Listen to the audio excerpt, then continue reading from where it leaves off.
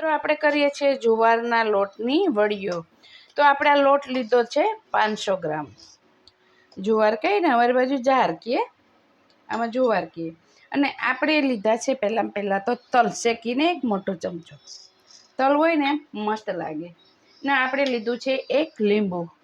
મિત્રો લીંબુ ન ખાય, ઘણા છાશથી પણ કરે અને દહીંથી પણ લોટ બાંધે. એનાથી શું થાય છે કે સ્મેલ આવે દહીંની અને છાશની. એટલા માટે લીંબુ નાખો ને તો બિલકુલ સ્મેલ આવે નહીં. અને હવે આપણે સ્વાદ અનુસાર નાખવાનું છે નમક, બરાબર. અને પછી નાખીશું આપણે થોડી હિંગ, હલ્દી. એ વડીઓ એટલી મસ્ત બને મિત્રો કે તમે ખાધા જ કરો. દહીંમાં છાશમાં સ્મેલ આવી જાય એટલે બે દીમાં ખરાબ થઈ જાય છે.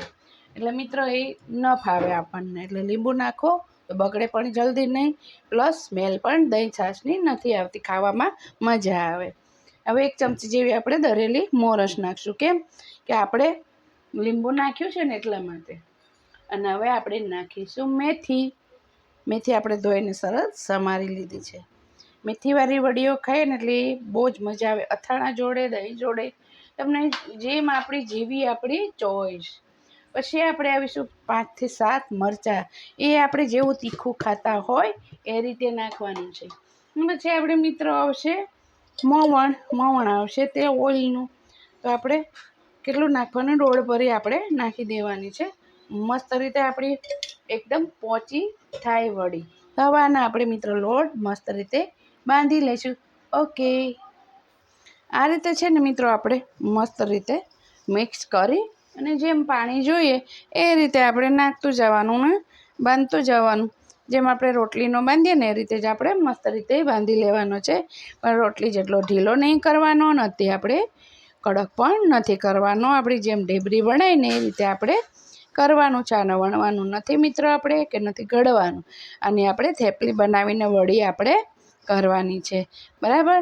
તો ચાલો આ રીતે આપણે લોટ બાંધી લઈએ. અને આવી રીતે જેટલું તમે આમ દબાવીને કરશો તો એની અંદર આપણે છિદ્રો રહે નહીં મિત્રો. આ મેં ઘણી વખત હરેક વિડીયોમાં બતાવ્યું છે કે લોટ હંમેશા દબાવીને આવી રીતે કરવાનો. એટલે જો અંદર છિદ્રો રહી જાય ને તો લોટ તમારો બિલકુલ બંધાતો નથી. અંદર હવા ભરાઈ જાય. હવા ભરાઈ જાય એટલે એ વસ્તુ હંમેશા તમારી બગડવાની શક્યતા ફૂલ રહે છે. ના એકદમ જ આમ દબાવીને કરવાથી આપણી વસ્તુ બગડતી નથી. ઓકે મિત્ર, ચાલો આપણે લોટ બાંધી લઈએ. મિત્રો આપણે આ લોટ મસ્ત રીતે ભેગો કરી લીધો ને, તો છે ને આપણે કેવી રીતે આને લોટ બાંધવાનો, આમ નહીં આમ રોટલીની જેમ કરવાનો, કેમ કે આ જુવારનો છે.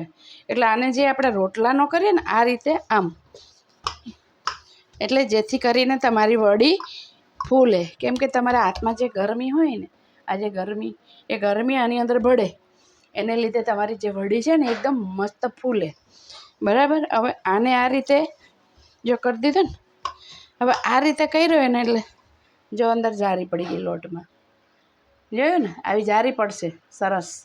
પણ એને થોડું આવી રીતે અડધી મિનિટ જેવું આપણે મસળવાનું. અને આને મૂકી રાખવાની કોઈ જરૂર નહીં મિત્ર, કેમ કે એ બધું સરસ મળી જ ગયો છે અંદર. હવે આને શું કરવાનું છે, જે આપણે હાથ છે ને તેલવાળો કરી લેવાનો. અને પછી આ લોટ ઉપર આપણે કોટ કરી દેવાનો. જાય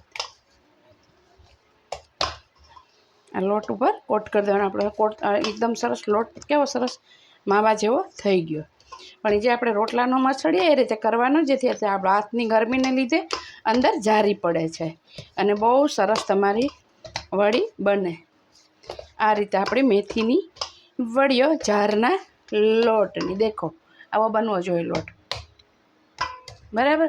તો ચાલો હવે આપણે પાડીએ વડીઓ. મિત્રો આપણે છે ને જો સરસ રીતે મસ્ત થઈ ગયો ને લોટ, અને હવે એને છે ને આ રીતે નાના નાના લુવા લેવાના અને આ રીતે આપણે મસ્ત જ આ રીતે બનાવી દેવાનું. હવે આપણું તેલ તો મસ્ત આવી ગયું છે. અને મીડિયમ રાખવાનું આપણે, બહુ જાડોય નહીં કરવાનો, બહુ પાતળું બી નહીં કરવાનું. આ રીતે આપણે ફટાફટ બનાવી નાખવાનું છે જો આમ. ઓકે મિત્ર, તો ચાલો આપણે બધા આવી રીતે તળી લઈએ. મિત્રો આપણે આ રીતે છે ને બ્રાઉન કલરના આપણે તરવાની છે વડીઓ. ફૂલ ગેસે કાંઈ ધીમો ગેસ કરવાની જરૂર નથી. અને મસ્ત રીતે આવી બ્રાઉન તરાઈ જાય એટલે બધી કાઢી લેવાની છે આપણે. અને ફટાફટ બને છે, બિલકુલ વાર લાગતી નથી. ઓકે. ઓકે મિત્રો ઓલરેડી આપણે જારની વડીઓ થઈ ગઈ છે તૈયાર મેથીવાળી. તો સાવ અલગ રીતે આપણે કરી છે. મોરસ એટલે નાખવાની કે એક તો આપણે ખટાશ નાખવી પ્લસ કે મોરસ નાખવાથી તેલ રહેતું નથી અને છાશ દહીં નાખવાથી વધારે રહે તો એ સ્મેલ સારી ન આવે. એટલે લીંબુનું નાખો ને તમે લીંબુ તો એની સ્મેલ સરસ રહે અને જો મોઢામાં દાંત ન હોય ને એને પણ મસ્ત રીતે સરસ થઈ જાય. જો બિલકુલ તેલ છે, જરા કંઈ તેલ ના રહ્યું. કેમ કે આપણે દરેલી મોરસ નાખી છે એટલે. નહીંતર કોઈ બી વડી કે પૂરી આમ કરો ને તમે એટલે અંદરથી તેલ રહે, પણ બિલકુલ આપણે તેલ રહ્યું નથી. તો મિત્રો કેવો લાગ્યો આ વિડીયો? તો લાઈક, શેર અને સબસ્ક્રાઈબ જરૂર કરજો મિત્રો. હેક કરવાનું ભૂલતા નહીં. ઓકે મિત્રો, તો સર્વ મિત્રને મારા જય શ્રી કૃષ્ણ. અને પ્લસ મિત્રો કે અમારું એક ગુજરાતી મૂવી રિલીઝ થઈ ગયું છે ભોળાનો ભગવાન. તો હરેક ટોકીઝમાં પડ્યું છે, તો મિત્ર જરૂર જોવા જજો. આજે જે ભોળા છે માણસો એનો ભગવાન છે. બહુ સરસ સ્ટોરી છે. ઓકે મિત્ર, લાઈક શેર સબસ્ક્રાઈબ મિત્ર જરૂર કરજો. સર્વ મિત્રની મારા જય શ્રી કૃષ્ણ.